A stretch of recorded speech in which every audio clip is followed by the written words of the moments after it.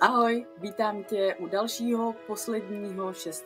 dílu ze seriálu Canva novinky pro rok 2023. Na dnešek jsem měla pro tebe připravenou naprostou bombu, že ti ukážu, jak vytvořit vlastně 100 příspěvků na sociální síť za vteřinu. Jenom něco jako nacvakáš, připravíš a pak uděláš tak a 100 příspěvků se najednou takhle vytvoří.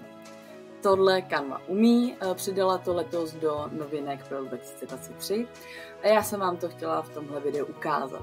Jenže pak jsem se rozhodla, že je to taková bomba, že si to schovám jenom pro ty, co půjdou se mnou do kurzu.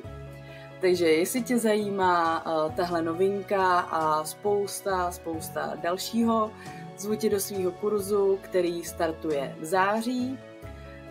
Bude se jednat o 10 lekcí, které pojedou vlastně každé 4 dny, vždycky jeden den vlastně bude nějakých 30 až 60 minut živý Zoom, na kterým se spojíme a já vlastně ukážu, co bude potřeba.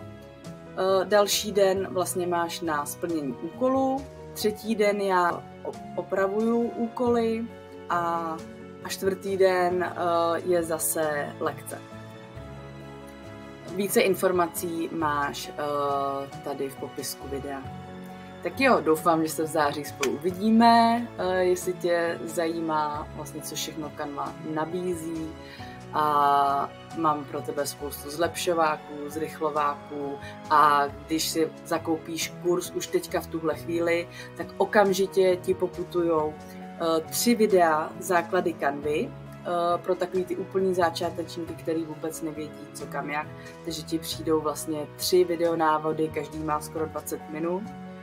A k tomu dostaneš kompletní seznam klávesových zkratek, který jsem pro tebe připravila v grafické podobě, aby se ti dobře zapamatovaly. Takže i když kurz startuje až v září, už vlastně teďka, když se zakoupíš, tak tobě pofrčí tyhle věci.